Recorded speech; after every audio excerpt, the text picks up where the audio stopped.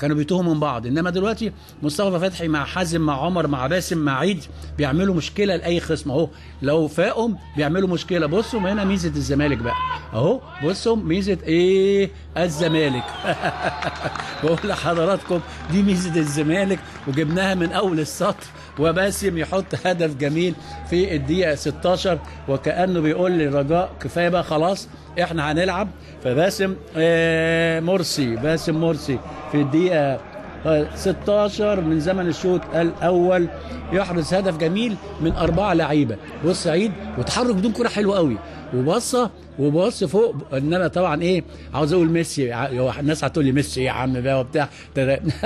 ليك حق يا عم. الراجل امبارح بحتر المدافع بتاع بايرن ميونخ ميسي بحتره وهو بيجري بسرعه 600 كيلو يعني مش على الواقف زينا اهو. ادي على طول الكره اتلعبت مصطفى لعيد. بصوا اهو لباسم ريح نفسه وعمل لب حلو قوي على اسلام طارق. واللي لسه جاي بقى بنقول له ان نادي الزمالك تقدم بهدف في احلى لعبه في الدوري. انا عاوز 3 نقاط حتى لو ايه وانا واقف.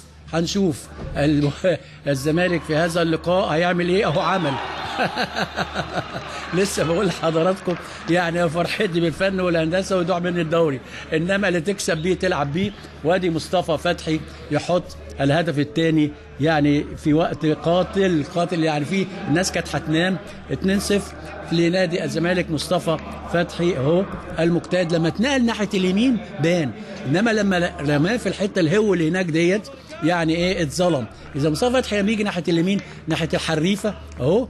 و2-0 لنادي الزمالك في الدقيقه يعني 28 الهدف الثاني زي ما انتم شايفين كده من زمن الشوط الثاني 2-0.